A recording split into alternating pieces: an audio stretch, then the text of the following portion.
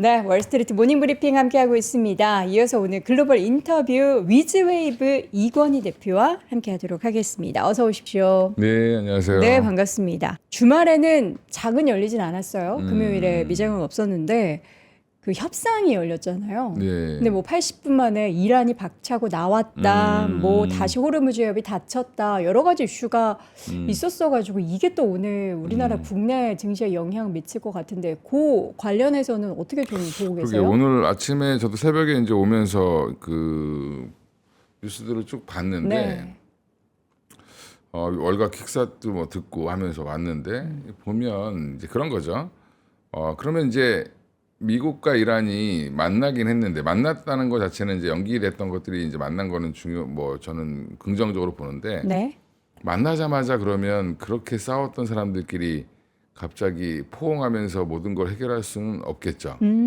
예, 그럼 어찌 보면 뭐 약간 삐걱거리는 게 당연한 것 같고, 네네. 그다음에 협상에서 우위를 차지하기 위해서 트럼프 대통령도 좀 강경 발언을 좀 하고 있고, 그러니까 이제 이 내용을 보면 그런 거예요. 이제 문제의 발단은 협상이 미뤄진 것도 이제 이건 MOU 체결 이후에 후속 협상이잖아요, 정확히는. 네네.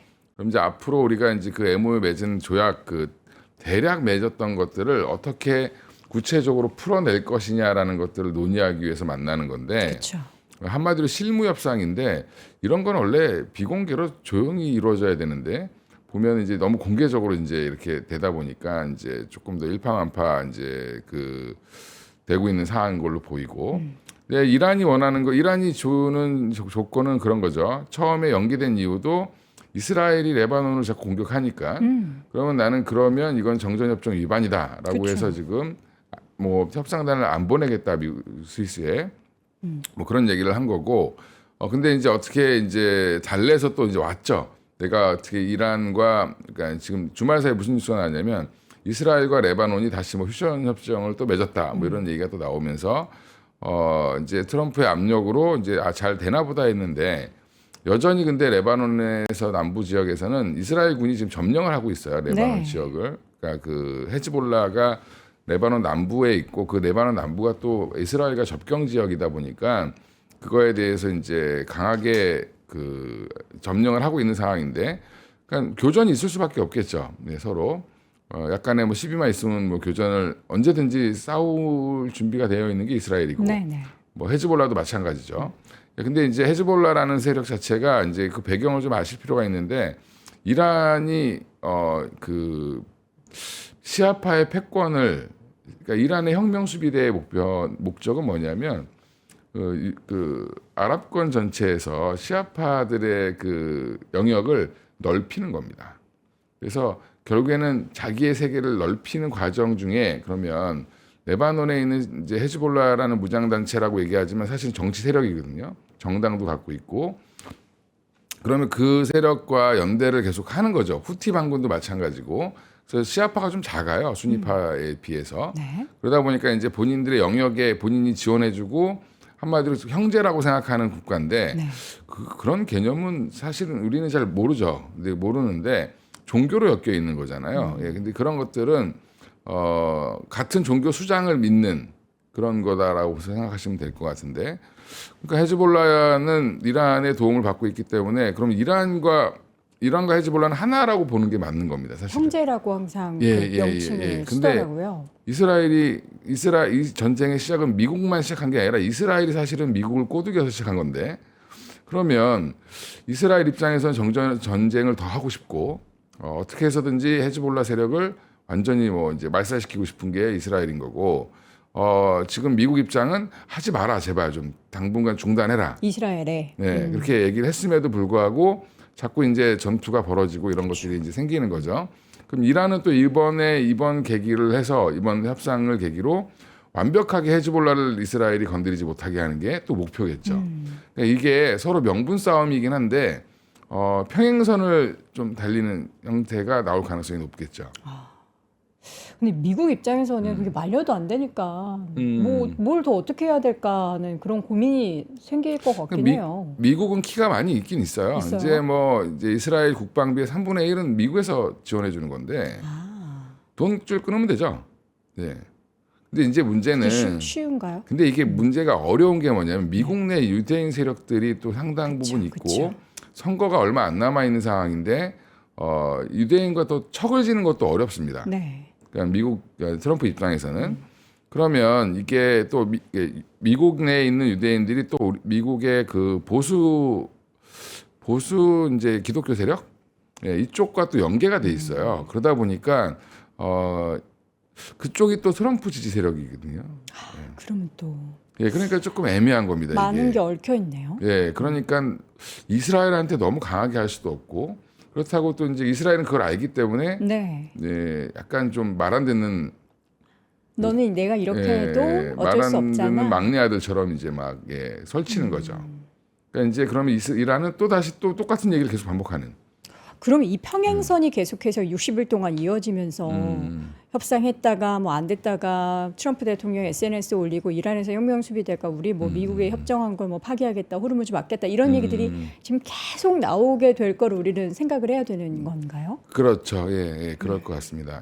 그래서 뭐 어떤 계기가 돼서 이제 이게 극적인 타결이 나오기를 우리는 기대를 해야 되겠지만 타결이라고 해봐야 사실은 이미 정전협정은 된 거예요. 근데 그렇죠. MOU를 맺어서 뭐 지금 이제 이게 발효는 됐는데 중요한 건 MOU죠. MOU라는 건 항상 깰 수 있잖아요. 언제든지 깨질 수 있는 겁니다. 이제 그게 깨질까봐 시장이 두려워하는 거고, 그러면 다시 전쟁을 확대될 거냐, 예전처럼 다시 호르무즈가 막히고 뭐 전투가 벌어지고 이런 것들이 이제 이루어지면, 그러면 또 이제 뭐 그런 걸 우려하는 건데 그럴 가능성은 좀 없지 않을까 이렇게 생각합니다. 왜냐하면 말폭탄만 서로 왔다 갔다 하면서. 그렇죠. 서로에게 이제 좀 더 유리한 협상을 하기 위한 이제 강경 발언들 이런 것들만 조금 이어질 가능성이 있고 약간 좀 지리해질 수 있습니다. 그러니까 이런 이슈들이 지난주 금요일에도 협상단이 갔다 안 갔다 이런 이슈 가지고서 시장이 갑자기 눌렸다가 뭐 이런 상황들이 펼쳐지잖아요. 처음에 그러다가 또 괜찮아져요? 좀 있으면 쟤네들 또 저러네 그러고 이제 그렇게 될 가능성이 근데 있죠. 이제 물론 우리는 뭐 내일도 모르고 오늘 시장이 어떻게 될지도 모르겠지만 중간중간에 지금 이제 9천을 넘어서서 10,000포인트 뭐 가는 건 사실 어떻게 보면은 조금만 오르면 바로 만이기 때문에 이렇게 마디지수가 나올 때마다 우리는 악재로 보지 않았던 이슈들이 갑자기 수면 위로 확 올라오면서 우리 있었어 하면서 엄청나게 시장의 변동성을 야기시키기 그쵸? 때문에 지금 시장에 접근하셨던 분들 이제 막 들어오신 분들은 요거 좀 무서우실 것 같아요. 금요일 날 우리 신호를 어떻게 보셔야 되냐면 조정이 당분간은 조금 흔들 가능성이 있겠구나라는 거를 조금 염두를 해두실 필요가 있죠. 핑계가 생겼죠. 근데 우리는 또 많이 올랐기 때문에 또 차익 실현하고 싶어하는 욕구들은 있죠. 언제든지 있습니다. 사람들이 신기한 게 이익이 나면 원래 그냥 조금 여유로워져야 되잖아요. 수익이 나면 더 불안해하시더라고. 오히려 물려 계신 분들이 마음이 더 편한 것 같아요. 나는 물렸으니까 뭐 이렇게 생각하나요? 그죠. 이제 약간 좀 예민해지죠. 이제 이익 실현에 대한 욕구가 되게 커지는 상황인데. 제가 요거 한번 잠깐 보여드리면 지금 우리가 지수가 이제 3월 31일 날 전쟁이 거의 뭐 그게 치달았을 때였죠. 이때가 이제 5,050포인트였어요. 우리 4월, 5월, 6월 이렇게 오면서 벌써 9,000에 와 있는 거잖아요. 진짜 빠르게 올랐네요. 3개월도 안 돼서 9,000에 와 있는 건데 지금 이렇게 올라오면 예전부터 보면 이제 주봉 보시면 올라올 때 여기서 한 번 쉬었고요. 그 다음에 여기서도 한 번 쉬었고 여기서도 한 번 쉬었습니다. 그럼 이제 여기는 쉰 것 같지만 우리는 굉장히 큰 변동성을 겪은 것 같지만 주봉을 보면 그냥 부드럽게 올라온 것처럼 보이죠.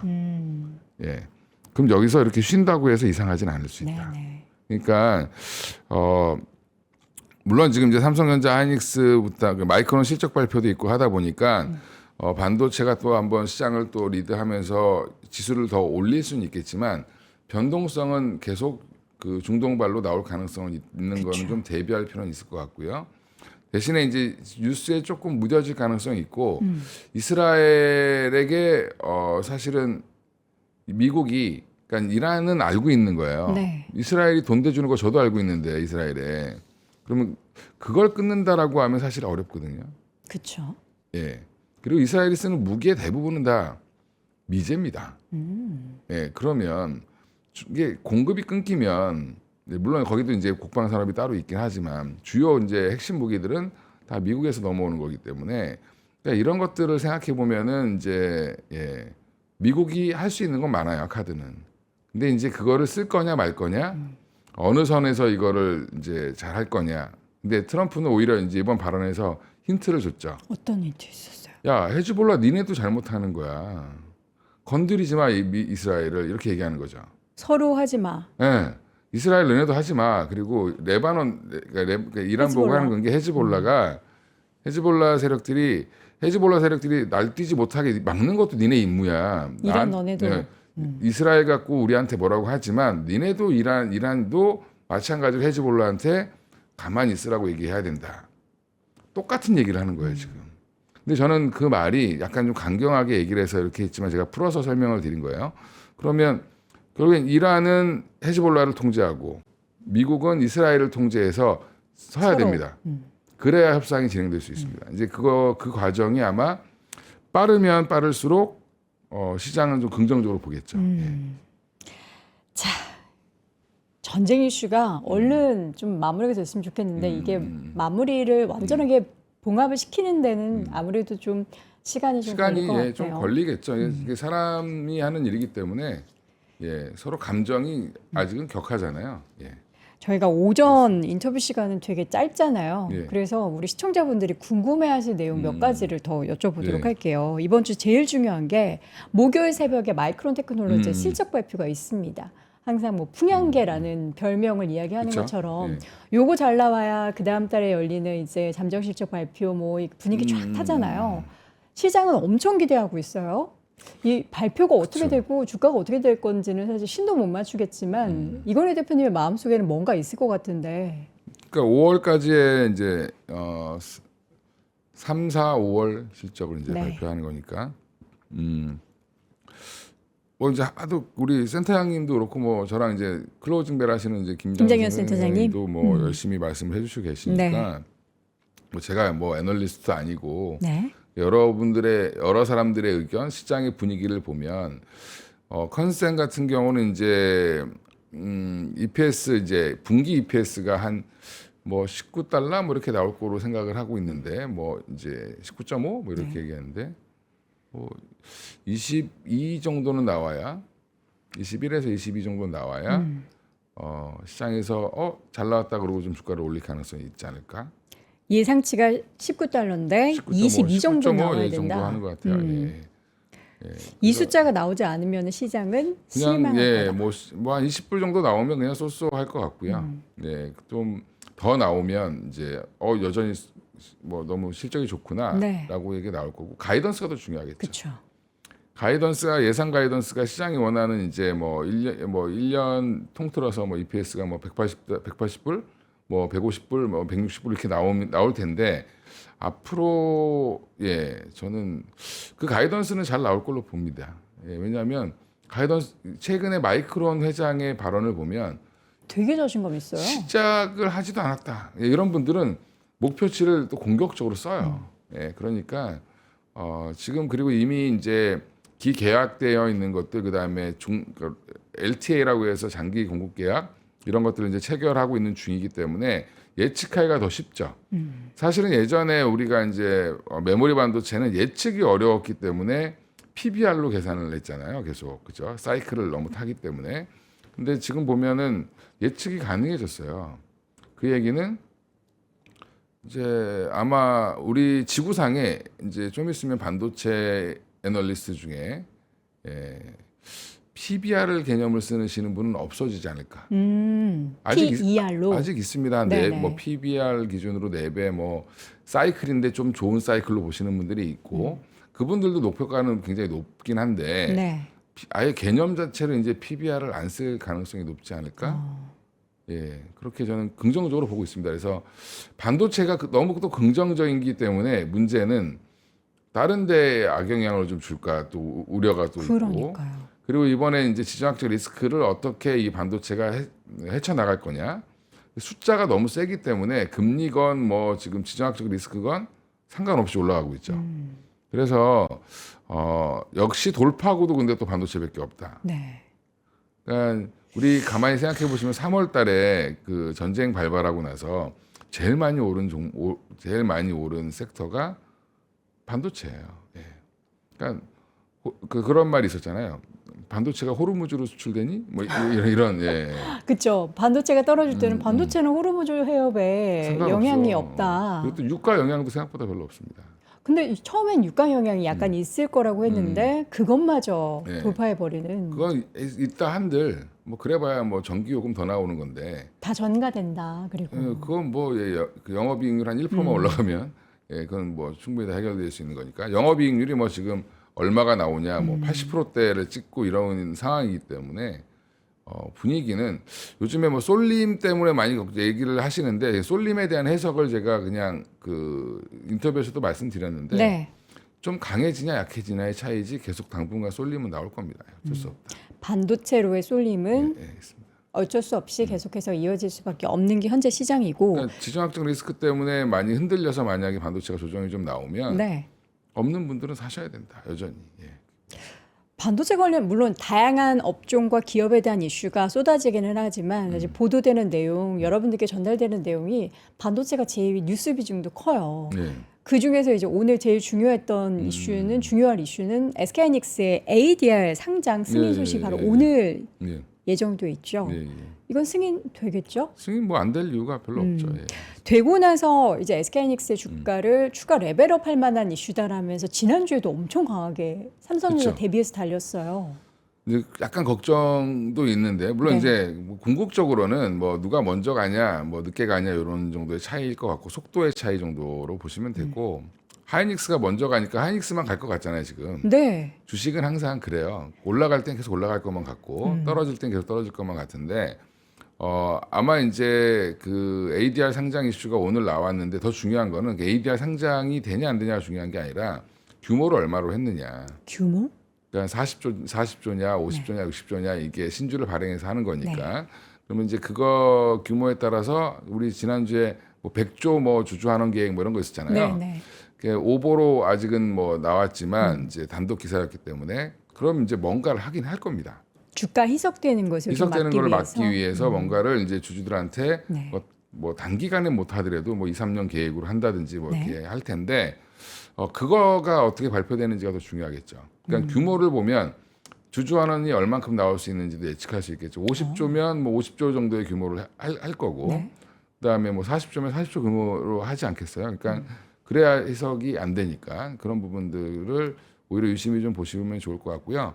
하이닉스가 먼저 가고 삼성이 따라가는 것처럼 보이지만 나중에는 하이닉스가 좀 느려지고 삼성이 빨라질 수 있습니다. 그러니까 최근에 이게 계속 왔다 갔다 하는 것 같아요. 지금은 하이닉스의 ADR 상장 이야기가 있기 때문에 또 단기적으로 맥이 엄청나게 쏠리는 부분도 있었지만 또 그 직전을 생각해 보면 삼성전자가 또 엄청나게 갑자기 뉴스들이 쏟아지면서 주가 그쵸. 퍼포먼스가 훨씬 더 좋았던 단기적인 구간도 있었고요. 그런데 이제 작년부터 올랐던 주가 수익률을 보면은 삼성전자보다는 SK하이닉스가 훨씬 더 수익률이 좋았잖아요. 그쵸. 앞으로 그러면 말씀하신 것처럼 그 갭을 메꾼다 그러면은 삼성전자가 얼마나 오른다는 건가? 이런 삼성전자도 생각도. 이제 그러니까 밸류에이션 상으로 지금 하이닉스보다 삼성전자가 싸잖아요. 네, 먼저 가고 있는데 하이닉스가. 그렇죠. 근데 두 회사 모두 거의 PER 한 8배 부근에서 만날 거예요. 8배.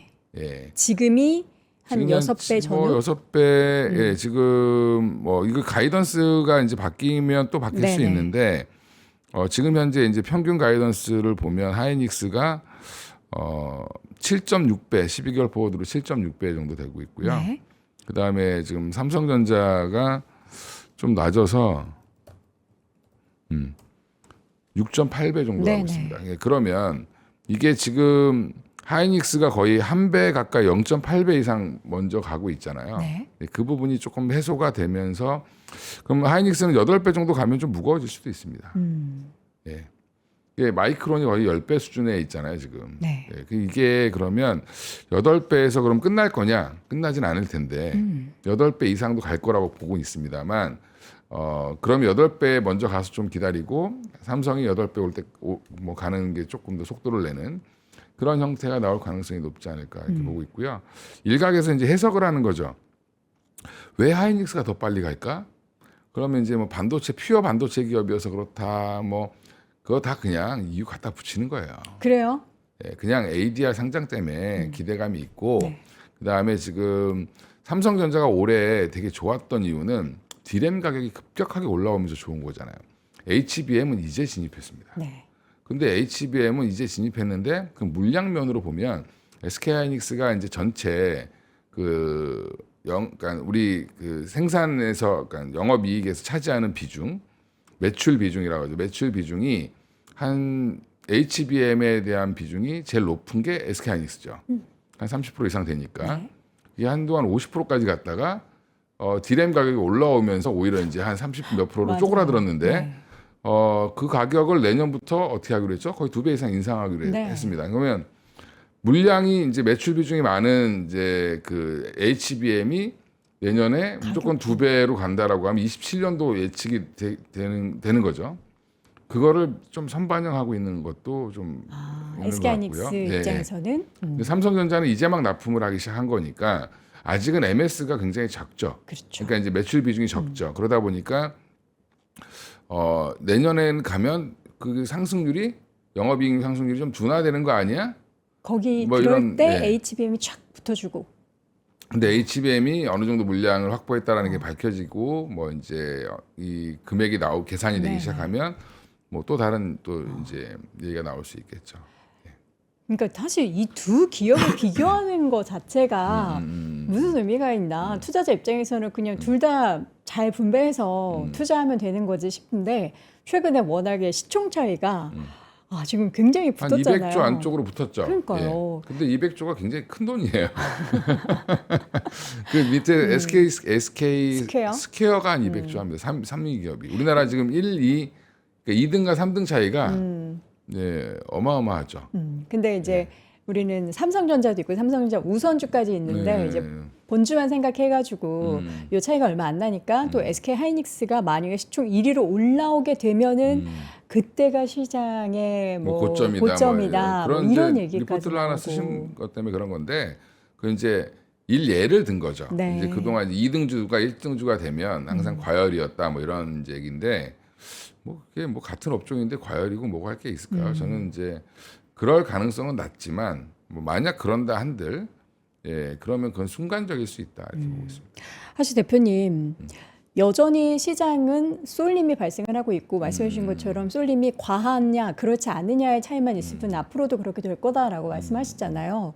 근데 이제 레버리지 ETF의 상장으로 인해서 이런 쏠림이 더욱더 과열이 됐고 그렇게 된다면 이제 반대로 출렁일 때 변동성이 있을 때 와 이게 최근에도 그랬지만 앞으로 더 큰 하락의 변동성을 우리가 생각을 해야 될 텐데 그럴 때 투자자분들은 뭐 이 정도면 괜찮아 이렇게 버틸 수 있으실까?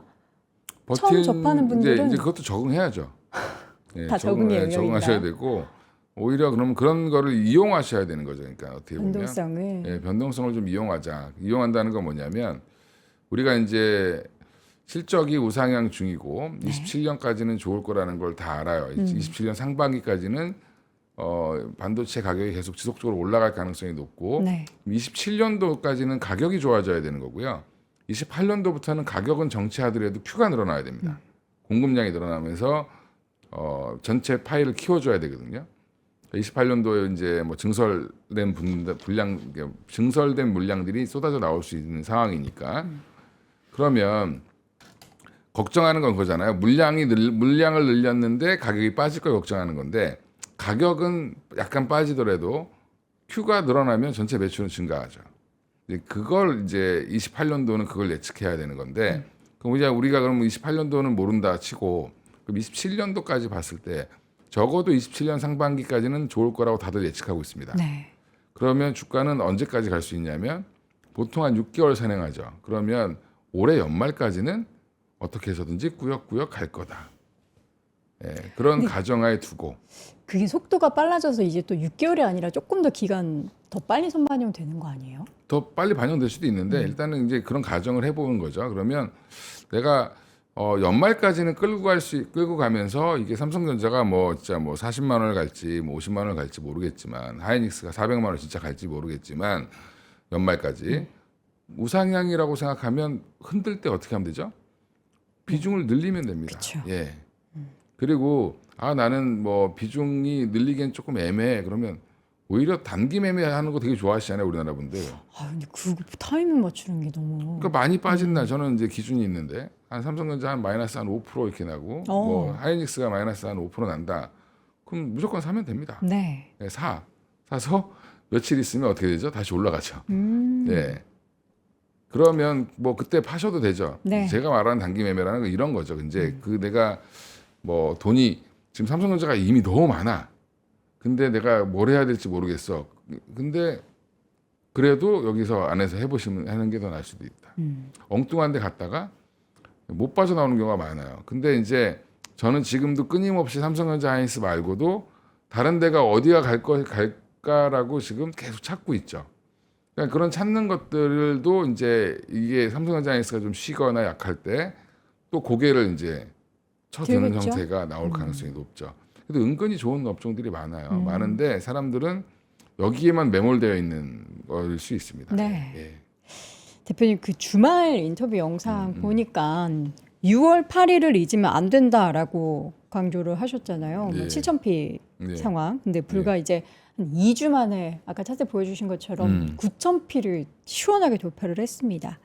변동성이 앞으로 있을 것은 어쩔 수 없는 지금 시장의 현실이다라고는 하는데 아직까지 겁먹을 구간은 아니다라고 확신하시는 예, 이유가 저는, 혹시 일단은 뭐가 이익이죠, 있을까요? 이익, 그죠? 반도체 이익. 반도체 이익과 그 다음에 우리 조선방산 원전 뭐 시작해서 주요 산업들이 다 좋아요. 반도체뿐만 아니라 좋은 것들이 다 좋습니다. 포진해 있다. 다 좋은데 중요한 거는 반도체가 너무 좋으니까 그렇죠. 상대적으로 상대적으로 얘도 공부 잘하는데 얘는 너무 잘하는 거야. 그래서 전국 1등. 여기 뭐 세계 1등이 돼버린 거지.